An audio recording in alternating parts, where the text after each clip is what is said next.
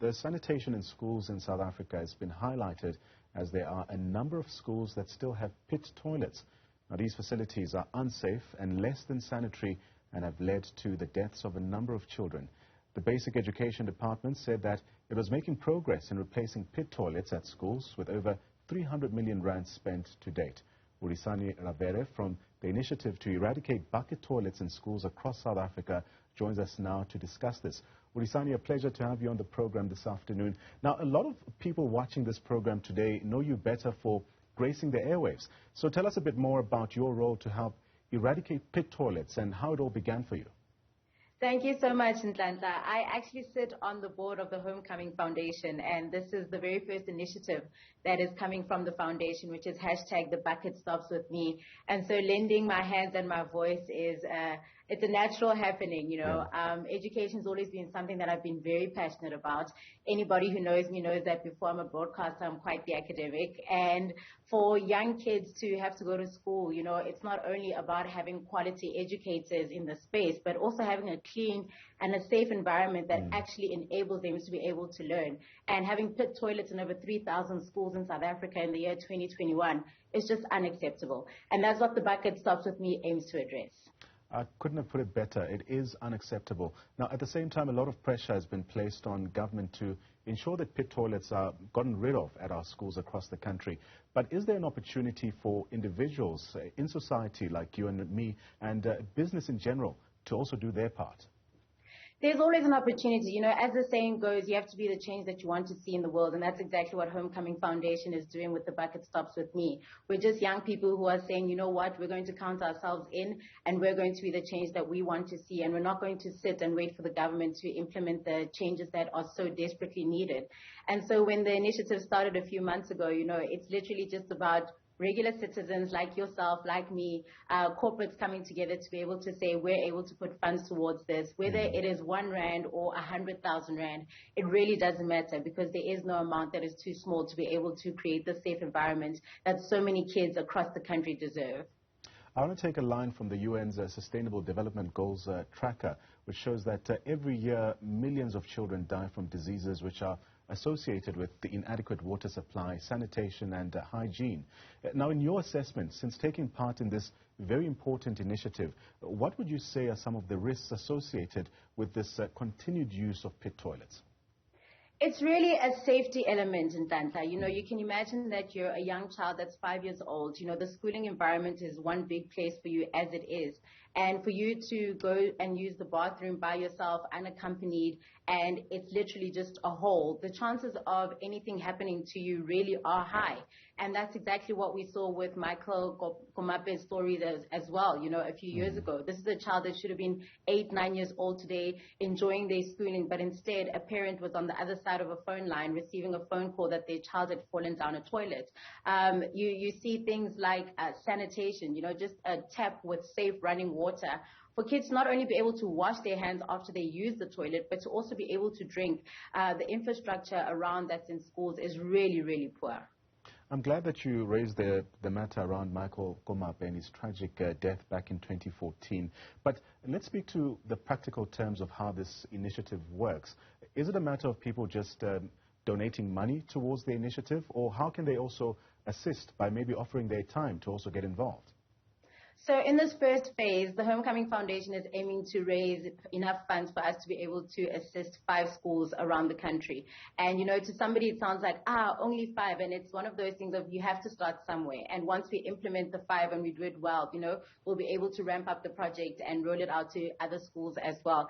And it is as simple as simply going onto a website. It's backabuddy.co.za. That's the crowdfunding platform we're using. Otherwise, you can go to homecomingfoundation.org.za. and you can find all the information there about how you can donate. You're able to do so online using your card. You can also use SnapScan as well. And closer to the time when we have raised enough funds and we're able to, you know, say to everyone, if you're able to use your hands and lend your hands and would like to come with us on site to be able to see the change that we're about to make in these schools, then we'll definitely also raise that call to action. But for now, it is a case of raising funds. In the past few months that the campaign has been live, we've managed to raise 60,000 Rand, and there's still so much more to do and so much more help that we require. So we really just are encouraging every single South African from any walk of life, whether, as I said earlier, it's 5 Rand or 500 Rand, every single cent counts. And all the money goes towards us being able to provide infrastructure of affordable toilets that kids can use that are safe as well, and also sustainable, because that's also important, right? That we don't arrive and we implement a solution that the school and the community themselves are not going to be able to upkeep for years to come. Now, I'm sure you've been able to track the general response that this groundbreaking initiative has been getting so far. Let's speak to some of the sentiments that are being raised by people who are willing to donate money to this initiative. Why does it matter to them? It's really that thing of wanting to be the change that you want to see in the country, and not sitting on our hands and saying, you know what, oh, well, I'm just little old me, what can I do, right? And so many of us can't be out there on the field. We are not plumbers, we're not engineers, we can't get to the remote areas that all these schools where they need help are. And so you're sitting there in your office or you're sitting there in your home and you're saying, how can I put my hand up and say, you know what, I would like to help. This is exactly what the response has been from so many young people and old people as well, just saying, you know what, we're so proud to see young people saying, we are going to lead the change. We are not going to sit, we're not going to wait. And just a lot of people saying, thank you for helping me to be able to help others. Because so often when you want to help a cause, what you struggle with is kind of like, what is the in-between step? How do I manage to do the change, right? Because we don't have the time to do it. And here comes an organization with, as you said, a groundbreaking initiative to say, we've got the platform, we will be the conduit for you. We just need you to be the input so that we're able to create the change that we all want to see in schools and for young learners across the country. Now, Hulisani, as you mentioned earlier, there are a lot of layers to you, and it would be amiss of me not to speak to you about some of the work that you are up to in recent times. What can we expect from you? Wow, yes, you know, I have been in the entertainment industry for 24 years. I can't believe it's 25 in 2022. And obviously I've been on radio hosting the 947 Weekend Breakfast for the past 2-3 years.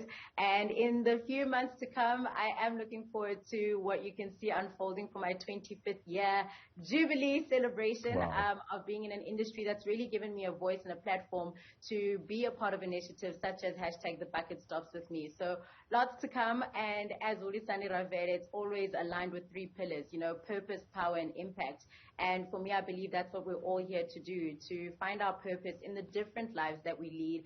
And purpose comes in different ways and in every area of our lives. And all we all need to do is just tap into that power, and then we can sit back and watch the impact. And it's always important to remember that impact is not about making a difference to 1 million people. Impact is literally a difference to each and every person, and you never know what the change you bring about in someone's life can do in turn to other people's lives and other people's lives. It's paying it forward. Paying it forward. Well, you've heard it there from the lady herself. That was media personality Hulisani Ravele speaking to us about that all-important initiative that they're raising to get rid of buckets and pit toilets as well.